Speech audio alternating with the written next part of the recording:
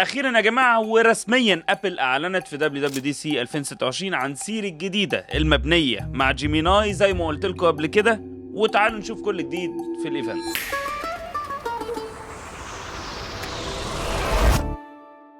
ابل في المؤتمر ده اتكلمت عن 3 محاور رئيسيه: تحسينات في السوفت وير والاداء، مميزات مرعبه لامان الاطفال، وطبعا القنبله المنتظره وهي ابل انتليجنس او سيري الجديده. وطبعا دي بالتعاون مع جيميناي زي ما قلنا وزي ما قلت لكم قبل كده في فيديو عشان تعرفوا اني مش بفتي واني بدور كمان. وكمان اتكلموا عن ماك او اس الجديد او الاسم بتاعه جولدن جيت واي او اس 27. ومن الاخر كده يا صديقي، المفروض ان سيري هتتشقلب تماما طبعا لحد لما نجربها. واول حاجه هنتكلم عليها وهي البلاتفورم امبروفمنتس. فاكرين الليكويد جلاس اللي اتكلمنا عنه السنه اللي فاتت او التصميم الزجاجي؟ السنه دي ابل ظبطته اكتر وخلت الكونتنت او الكلام اللي ورا الازاز يبقى مظبوط اكتر، او الانعكاسات والانكسارات بتاعه الضوء بتبقى باينه اكتر في اي حاجه معديه ورا الازاز، وكانه ازاز واقعي جدا وحقيقي. وكمان عملوا سلايدر في الاي او اس ان انت تقدر تختار بين يا اما ازاز شفاف تماما يا اما ازاز عاتم تماما او فولي تنتد. الازاز ده كمان يا صديقي في الماك او اس لو في اي سايد بار وبقيت تقلب في مثلا ابل ميوزك هتلاقي الكاتيجوريز او الميوزك بتنزل من تحت السايد بار بطريقه لذيذه، وكأن فعلا السايد بار ده ازاز. بصراحه شويه تاتشات حلوه في الديزاين وهم مركزين قوي في الديتيلز. كمان الايكونز الرسميه في الاي او اس اختلفت وبقت معموله كانها طبقات ازاز فوق بعض عشان تبان مجسمه اكتر وشكلها مريح للعين اكتر وازاز اكتر. واتكلموا كمان يا صديقي عن حاجات اتحسنت جدا في السرعه، ولكن كالعاده افتكر ان هم بيتكلموا بصيغه اب تو، واب تو دي بتبقى في احسن حالات هم مجربين فيها واحسن بيئه ممكن يجربوا فيها السرعه عشان يطلع لهم الرقم بتاع الاب تو ده. فيعني خلي بالك ده مش بيبقى اكيوريت 100%. اول حاجه بيقول لك ان الابلكيشنز في الايباد والاي او اس هتفتح بسرعه تصل الى او اب تو 30% اسرع، وده بان السيستم بقى يعمل حاجه اسمها بري لودنج لداتا هو شايفها مهمه، او بيعمل لودنج لداتا هو شايفها مهمه قبل ما تفتح الابلكيشن، بيكون عامل لود للداتا دي وبالتالي يقدر يفتح اسرع بكتير، او كانه بيخمن الداتا الاساسيه اللي انت محتاجها جوه الابلكيشن ده. وكمان الصور الجديده اللي انت بتصورها وبقيت تخش عليها بقت تفتح اسرع بنسبه 70%، والشيرنج في الاير دروب بقى اسرع بنسبه تصل الى 80%. وبالنسبه لنقل الفايلز او البراوزنج في الفايلز جوه الايباد بقى اسرع 5 مرات. وحاجه جديده يا صديقي تبان شويه تكنيكال ولكن استحملها، هي هتاخد 30 ثانيه بالظبط، حاجه اسمها سي بي يو سكادولر جوه الاي او اس، ودي اللي بتنظم المهام جوه الاي او اس، ودي بقت اسرع بكتير واوبتمايزد اكتر بكتير لدرجه ان هم هيقدروا ينزلوا الاي او اس 27 ده لايفون نازل في سنه 2019 وهو الايفون 11. فيعني الابديت ده هينزل لو معاك ايفون 11 هيوصل لحد عندك. كمان كان في مشكله في الاي مسج ان انت لما بتبعت فايل كبير شويه مش بيبان لودنج تحته، فدلوقتي تقدر تعرف بلودنج تحت الفايل الكبير اللي انت بتبعته في الاي مسج ان الفايل لسه ما وصلش، تقدر تكمل كلامك عادي خالص وتقدر تعرف ايه اللي وصل وايه اللي ما وصلش. كمان السنه دي في الاي او اس والايباد او اس والماك او اس اتعمل فهرسه او اندكسنج جديد بنظام جديد جوه كل ملفاتك في كل اجهزتك. فكل الاجهزه اللي عندك هتعمل فهرسه بالكامل لكل الداتا اللي عندك من الاول، وهيبقى السيرش اسرع بكتير. طب والداتا الجديده؟ الداتا الجديده لما تتحط على اي جهاز منهم على طول في ثانيتها هتخش في مكانها، عارفه مكانها على طول، لان الفهرسه اوريدي تمت خلاص، فمش محتاجه تتعمل من الاول. وده المفروض انه مرعب وهيخليك تلاقي ابره في كوم قش في ثانيه فعلا يا صديقي. ولو كنت جربت السبوت لايت على الماك او اس هتعرف انا بتكلم في ايه، وهو اصلا سريع، فتخيل دلوقتي هيبقى عامل ازاي. خد بقى عندك المفاجاه الكبيره دي عشان هتعجبك جدا. دلوقتي لو انت عملت البوم على الاي او اس وعملت شير لاي حد من صحابك اللي ماسك اندرويد، هيقدر يفيو الالبوم ده ويضيف فيه كمان صور يا صديقي. يعني دلوقتي مبقاش في عقده الصور او الشيرنج بتاعت الصور بين الاي او اس والاندرويد، اي سفريه اي مناسبه هتقدر تعمل شير لللينك وتضيفوا كلكم الصور في فولدر واحد عادي خالص. اخيرا، والميزه الناقصه بقالها كتير قوي دلوقتي، اخيرا ضافوا ايكولايزر للايربودز. لو انت موصل ايربودز تقدر تكستمايز الايكولايزر بتاعك براحتك. وكمان عدلوا في الابل مابس، لو انت بتستخدم الابل مابس اصلا المباني والشوارع والشجر كله بقى شكله احسن بكتير من الاول. ونيجي لتاني حاجه في الايفنت يا صديقي، وهي التراست اند سيفتي ابديتس او امان الاطفال اللي اتكلموا عنه كتير جدا وكان واخد فعلا حيز كبير من الايفنت وعملوا حاجات انا شايفها كويسه جدا جدا، بالذات لو انت عندك طفل هتقدر كلامي كويس. كل اللي عملوه ده بالابحاث مع اكاديميه امريكيه لطب الاطفال وبريسيرشز كتير موجوده. فابل عملت ادوات حمايه مرعبه من اول ما بتعمل كرييت للتشايلد اكونت من عندك لحد لما ابنك بيكبر ويقدر يبقى ليه اكسس على كل حاجه. فمبدئيا يا صديقي عندك حاجه دلوقتي اسمها مثلا ستارت فوكسد، وستارت فوكسد دي بتخلي طفلك يقدر يشوف مجرد ابلكيشنز محدده جدا، لان انت بتقول له ما تطلعش من الاطار اللي انا حاطته لك ده، دول بس اللي تقدر تشوفهم في السن ده مثلا. وكمان ميزه جديده اسمها ask to browse. في العادي ابنك لما كان بيجي ينزل اي ابلكيشن كان بيبعت لك انت يسالك على بيرميشن او يسالك على اذن،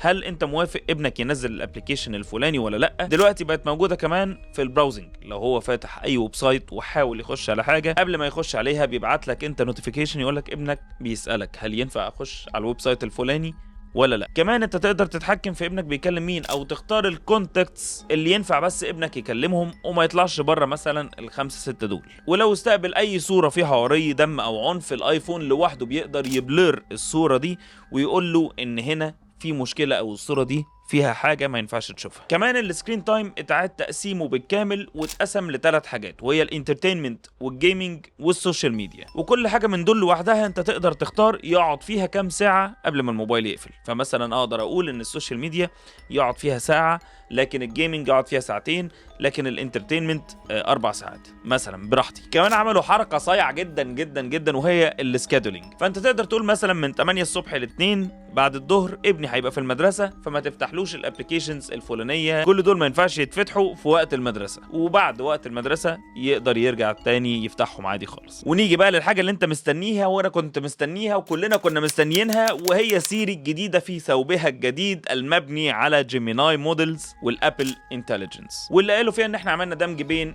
ابل فاونديشن مودلز وجوجل جيميناي مودلز. فالمفروض دلوقتي ان ابل انتليجنس يقدر يفهم الصور كويس جدا، يقدر يجنريت صور كويس جدا، او يقدر يفهم الديكتيشن او ان انت تمليه كلام احسن بكتير من الاول. كمان سيري الجديده بقى فيها ميزه الاون سكرين اويرنس، او بقت فاهمه اللي جوه السكرين اللي انت فاتحه دلوقتي. والمفروض ان كل ده شغال تحت حاجه اسمها برايفت كلاود كومبيوت، اللي اتعادت اكتر تقريبا من 10 مرات في الايفنت، اتقالت كتير جدا عشان ياكدوا لك ان كل ده بيتعمل بسريه تامه، محدش يقدر يشوف حاجه حد، ولا ابل بتتعلم منها ولا ابل نفسها تقدر تشوفها. ودلوقتي انت لو سالت سيري اي سؤال يقدر يخش يدور في الايميلات بتاعتك، في الصور بتاعتك، في النوتس بتاعتك، ويشوف لك المعلومه اللي انت قلتها له في انهي حاجه فيهم ويجيبها لك لحد عندك. كمان المفروض في سيري دلوقتي الفولو اب كويشنز، او ان انت تسال اسئله ليها علاقه بالسؤال اللي فات، اتحسنت كتير جدا جدا. فكانوا مدين مثال في الايفنت، حد بيسال سيري هو الحفله الفلانيه كانت امتى، فسيري بتبدا تجاوب تقول له الحفله كانت يوم كذا، فبيقول لها طب انا هحجز تيكتس ازاي من غير ما يقول ان هو بيتكلم على الحفله الفلانيه. راحت سيري مجاوبه ان التيكتس في الحفله دي هتكون عشوائيه او لوتري. فراح قال لها طب ممكن لما اللوتري تفتح تبعتي لي النوتيفيكيشن عشان اعمل ساين اب. وفعلا سيري فهمت وحطت ريمايندر. قال لها خلاص طيب شغلي لي بقى اغاني الفرقه دي.